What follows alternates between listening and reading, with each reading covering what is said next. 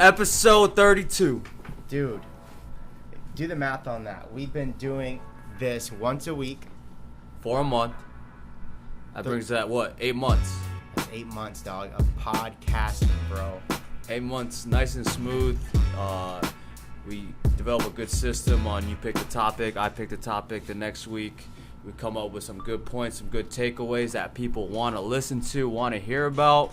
We're dropping knowledge bombs every single week. Man, I could go on and on.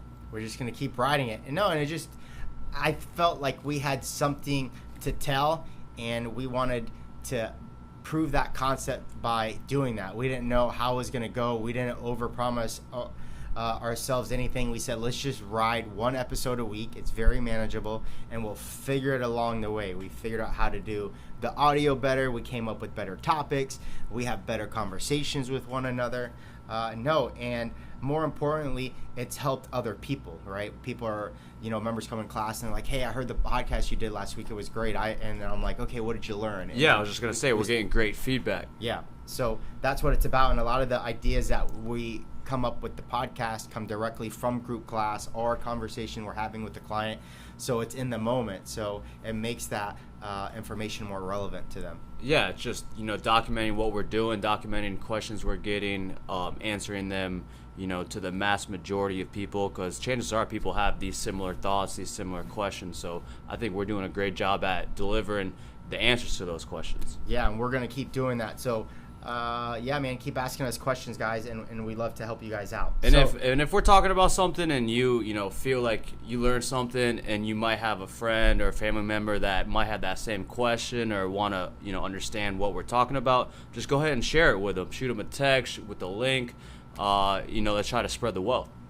I agree 100%. I mean, that's the more people we can affect, the more positive change we can have in other people's lives. So I'm down for that. Love it, baby. All right, let's dive into it. So we're bringing forward today another nutrition topic. I think it's safe to say we can't really beat that nutrition in to our listeners enough. What would you think?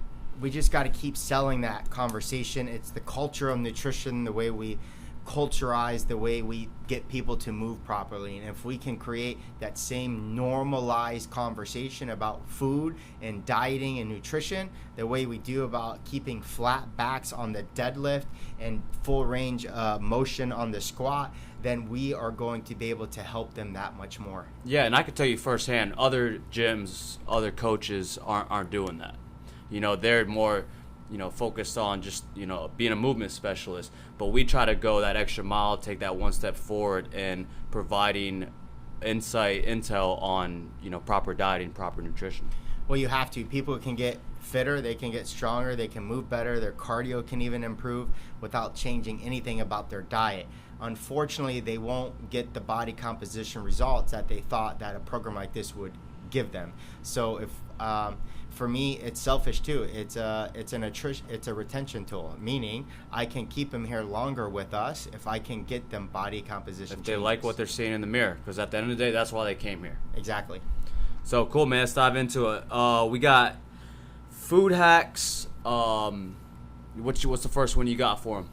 Yeah, so I think with the food hacks, we just want to get people to understand that skinny people are skinny because they got habits that make them skinny, right? Mm-hmm. It's they're not genetic anomalies. They do things that keep them healthy and their weight managed well. So these are some of the things that we got from them, and then things that are working for us. The first one that I came up with is what I call the big three. And what I recognize when I've been vocal about the diet that we've been on, 40 days, almost 45 days, me and my wife, is that we knew that there were foods in our house that we had to get rid of immediately. And the ones that kind of continued to pile up were the ones that were sabotaging our body composition changes, and I call them the big three: bread, rice, pasta. So you cleaned house pretty much. We cleaned house immediately, and we ensured that those three, no matter at what point during this diet, that they would never come back in the house. I mean, dude, like, for example, bread.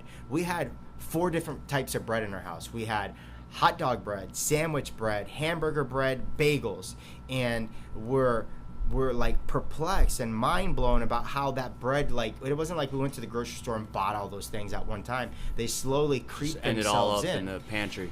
And what we tried to do with those foods is we just recognize that, sure, they're great energy sources for quick energy sources, but we were over consuming them, that they were becoming calorically dense, nutritionally deficient, meaning for the food I was consuming, the amount of food I was consuming in those three, they weren't producing a positive outcome. They were actually creating a surplus in my diet. And I knew that if I wanted to create a caloric deficit immediately, I could do that by taking those food groups out. So it's basically, you're saying that bread is worthless calories.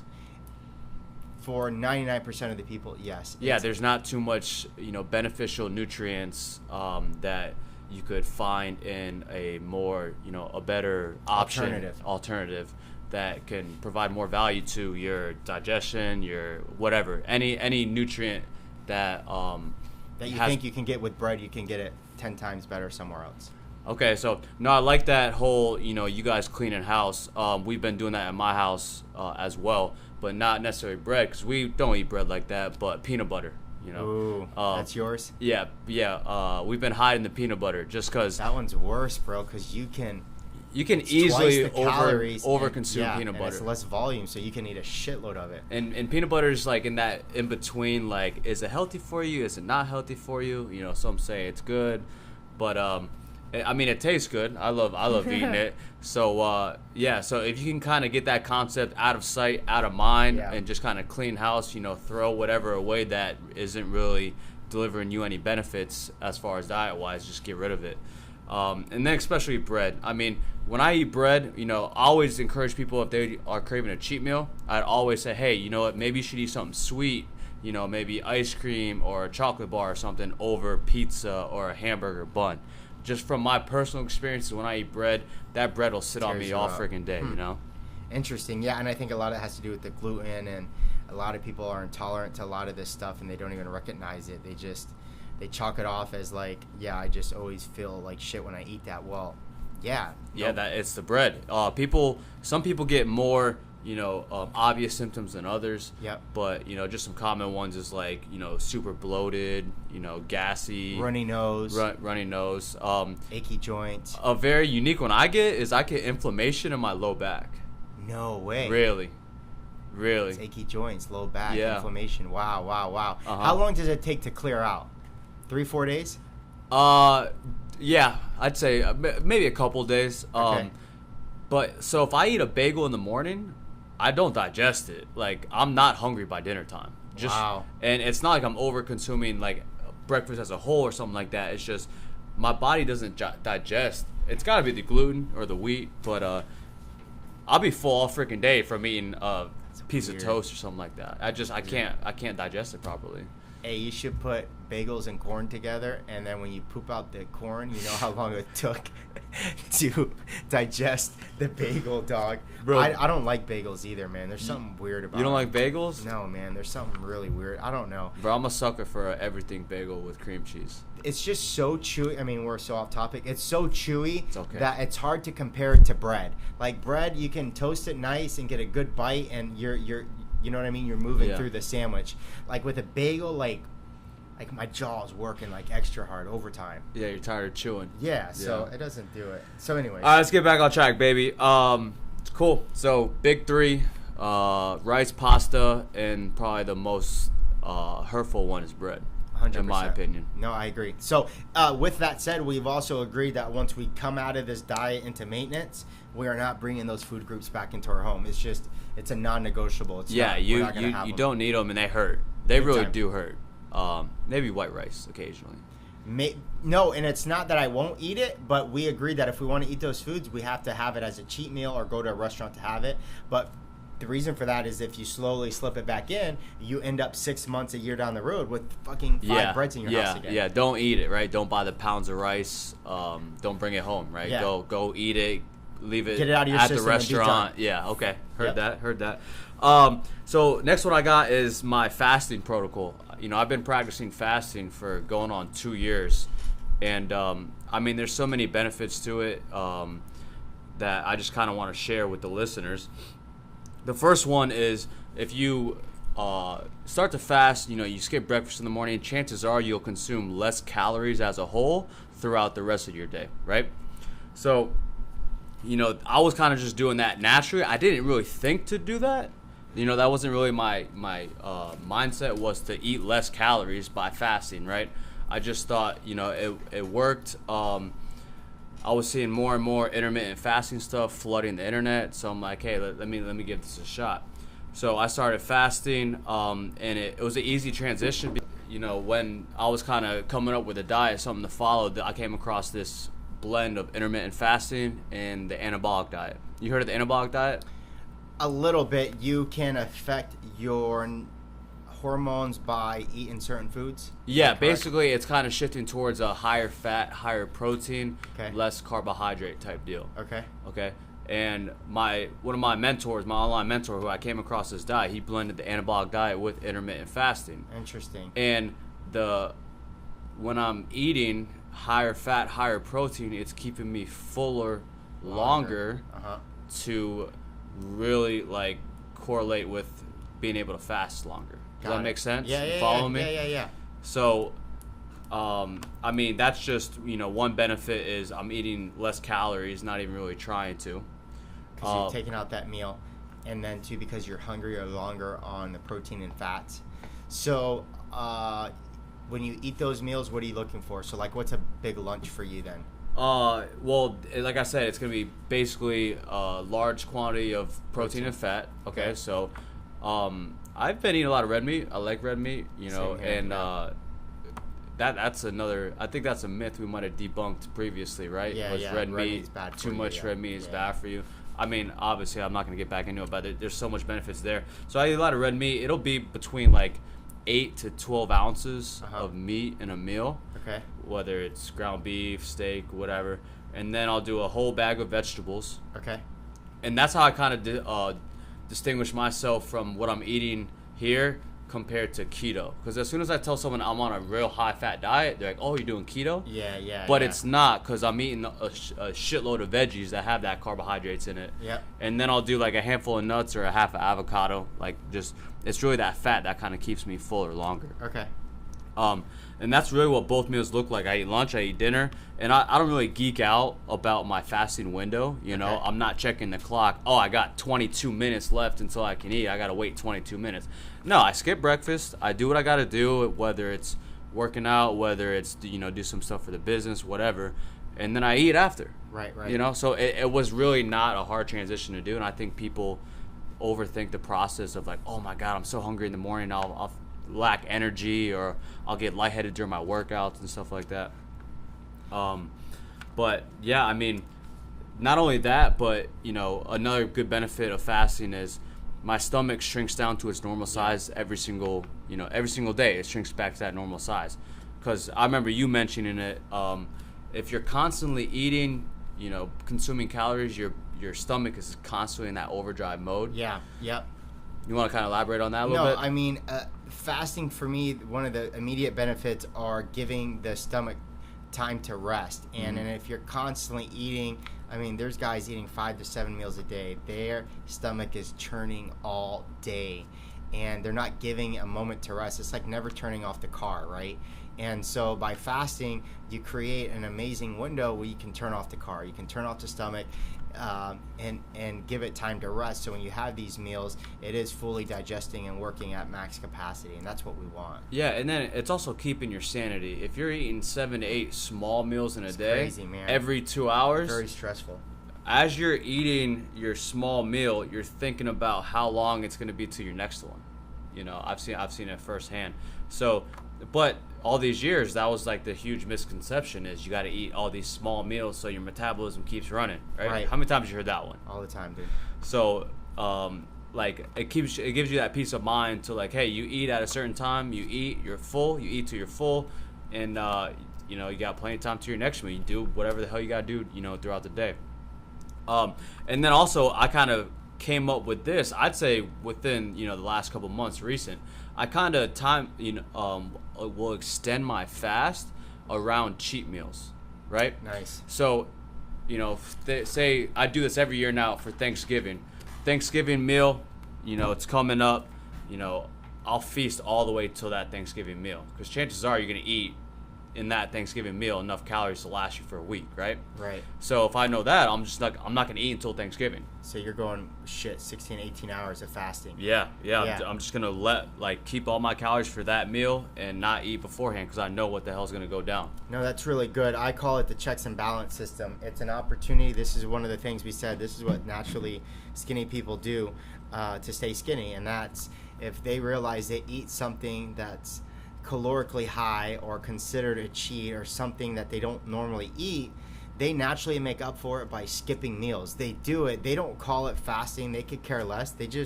I got a skinny buddies like that all the time, dude. He ate breakfast and I catch him at lunch and he doesn't want to eat because he ate a big breakfast. Like, he's not trying to fast. He's just not hungry. And so what we're trying to do is create that artificial checks and balance system, which is like, if I knew I overconsumed in one meal, then why wouldn't I just underconsume on another, whether it's not eat at all or something small or work backwards, which is what you're doing, which is, hey, my last meal of the day is going to be ginormous. Yep. So I'm going to work backwards. I'm going to skip breakfast. I'm going to drag out lunch really long if I can. Maybe eat something small so I don't get a headache or go crazy. But I'm going to feast for dinner. And I think if people can start thinking that way with this kind of checks and balance system, they won't get too far behind. Yeah, not just to feed off your checks and balance system. I'll do it the opposite too. Like, the day after Thanksgiving, I'll fast even longer to kind of shake off my huge meal, or a day after a cheat meal, I'll do like an intense cardio session and I won't eat until later. I'll push my fasting window back to kind of shake off the damage I did the night before. Really good. That's really good, dude. Cool, man. What you got? Salad once a day. One of the other things we recognize is that if we were going to go into a caloric deficit, we needed to start consuming foods that were really low in calories, if not net negative calories, meaning the calories were so low in the food that by the time you digested it, your metabolism would overcompensate and create a deficit even in the food group that you were eating. So the best way to do that for us was just make sure that we were eating at least one salad a day. If we were going to stay low in calories, salad for us is a net negative food group. And I think salads are great, man. People that aren't even dieting, aren't even watching what they eat, they still eat salads. Yep. There's something about a salad that will give you that satisfaction of, you ate something and you feel full, you feel good, but it's not like that bloated, like, you're pounding carbs, you're in that food coma full. It's like, I feel pretty good, Right. I'm satisfied. It's full but not sick. Yeah. Yeah, exactly. Yeah, and we've really enjoyed that because that was something when we weren't on this diet that we weren't doing. We weren't eating salads often enough. And there's not a day that goes by that we're not eating a salad. One, for the healthier option, but two, we just recognize that it'll help us keep our calories managed if I'm sneaking that in. Because if it's not a salad, then it starts to become something more processed. You go back to eating grains or some starch to make that right. Because you just don't want to sit there and just, leave it just to meat alone. It gets depressing. So you want to kind of, vary what you're putting on your plate, and the salad has been an easy way for us to do that. And when we talk about salads, you don't got to think, hey, we're talking about just a baby side salad, right? No, this thing's huge. You can make this thing freaking huge, no matter what your goals are. No matter how many calories left you have in the day or whatever the case may be. I'm notorious for getting a freaking mixing bowl, and Yep. just loading that thing up, man. I'll put a whole steak in there. I'll put peppers, mushrooms, everything, man. And I'll watch, a TV show go into town on this mixing bowl salad, and it'll take me, 15, 20 minutes to eat. Yeah. Just because it's just that, like, it's not, restricting yourself by any means, right? Yeah, no, it's very enjoyable when you make a big salad like that, for sure. Yeah, net negative calories would be onions, mushrooms, peppers, all that stuff we put in there. And we don't track that stuff because you don't need to. No, you don't need to. And the nutrients in those type of veggies are, going to deliver positive benefits for your body. Yep. So, cool, man. You got another one, bro? I got, this has kind of probably been, getting bigger into the picture, as of recent. I know for a fact it hasn't been around, that long. But the water enhancers. Okay. So, probably the biggest one and the first one on the market was Mio, M-I-O. Yep. And then later on, companies started, jacking their swagger and coming up with like other alternatives. Yep. They're companies, but that same water enhancer type idea, right? So another big one is Powerade. That's the one I was drinking, pretty fluently, was the Powerade water enhancer. So you just grab the bottle, you squirt a couple drops in your bottle of water or your cup of water, bam, you have the flavor of a Powerade, right? Yep. And then I remained a little skeptical at first because I'm like, hey man, there's probably artificial sweeteners or food dyes or all this colors and stuff. But then the deeper we got into it, then more organic type water enhancers started, where it's like more natural ingredients and stuff like that. But I think it's a definitely a good topic, food hack wise for the podcast, just because some people hate drinking water. Yeah. Some people hate drinking water. Just for example, my dad. Oh yeah, my dad was brought up in a bar atmosphere, right? My grandpa owned a bar in my entire dad's upbringing. Like the bar was on the downstairs, they lived upstairs. Wow. Right? Yeah, the whole lifestyle there. Yeah. So I mean, as far as like the fountain sodas, like my dad drank fountain Coke more than he drank water, right? So that's what he got used to. So when I'm trying to get him to cut that out and just drink water, he struggles drinking water just because he's not used to it. And he's not the only one. I know plenty of people that hate drinking water. Yeah, my parents are the same way. So like if you kind of get this water enhancer and give your water some flavor, I think it kind of sets you up for a little bit more success. Yeah, no, for sure. It's definitely a transition process, but we recognize that sugar is a huge culprit. And we're not afraid of carbonation. You remind me of some other popular alternatives right now to soda, and that's LaCroix, right? Carbonated flavored drinks with zero sugar. You have a big one in the CrossFit community right now, Zevia, Zevia, which is a carbonated drink sweetened with stevia. So there's some really popular ones on the market right now. So it's not carbonation that we're afraid of. It's everything else. It's the synthetic chemicals. It's all this other stuff that soda has in it that we really try, the sugar that we're trying to get people to stay away from. Are you big, like the stevia, what's it called? Stevia, yep. Stevia. Are you big on the... Huge. Yeah? Huge. I love stevia. I think it's probably the most natural alternative to sweetener right now that's not chemically based. I use liquid drops in my coffee.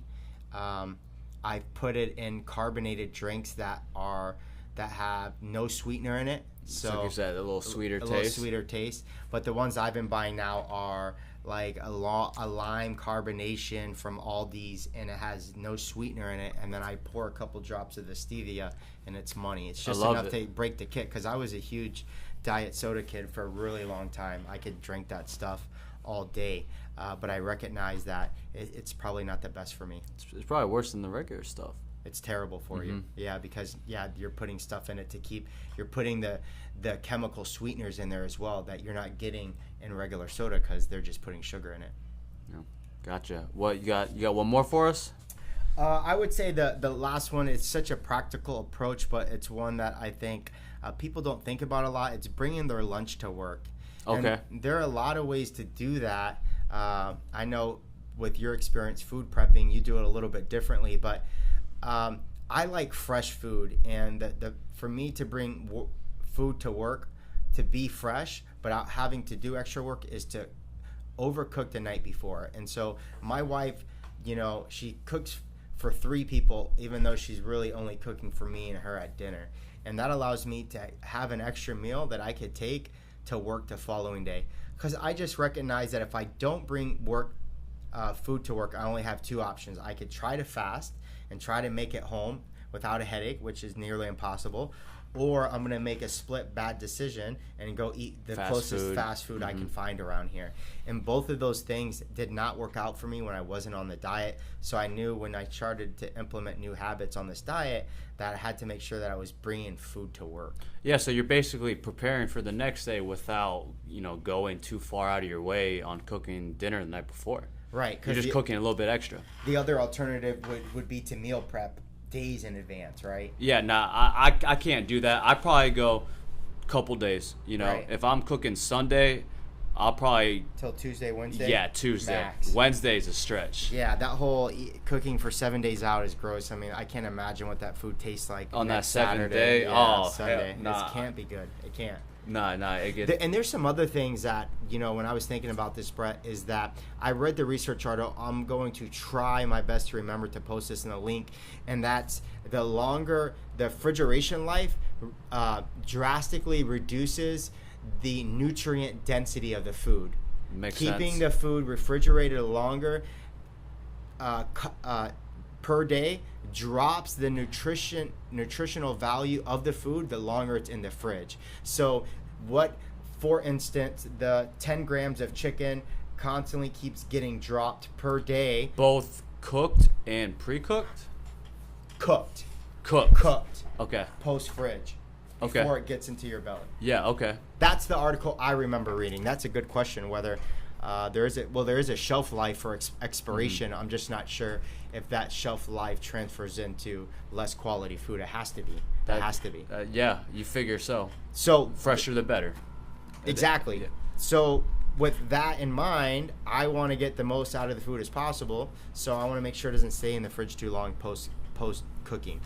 So we're kind of encouraging to prep, but don't prep too far in advance where A, your food tastes like shit, and B, you're losing, you know, the quality. You're losing the quality, but it's overcomplication.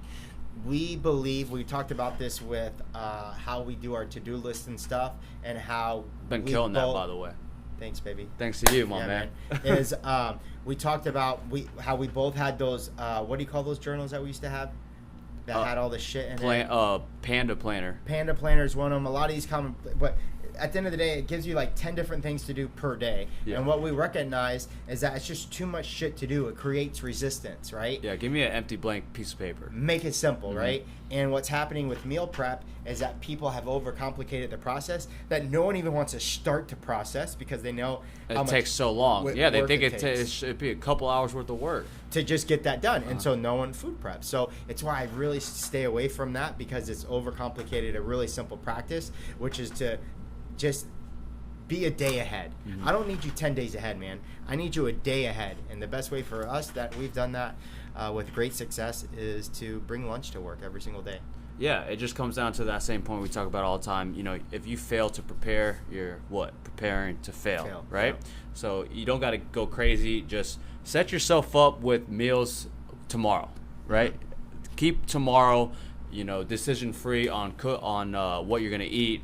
You know, what you cook today, just cook yourself extra, and you're, you know, setting yourself up for success. I love it, bro. I think we gave him a good 5 practical hacks to nutrition, dieting, just a good, healthier lifestyle, man. And I feel like these can be applied right away, right? Every single one. I feel like they can really apply this stuff right now, you know, starting today, and not have to overthink it. Yeah, and that's why we did that. We didn't talk about tracking calories. We didn't talk about weighing anything. We talked about really simple approaches to a healthier lifestyle. Yeah, no doubt. Thanks, guys. We appreciate you. We'll see you next week. See you next time.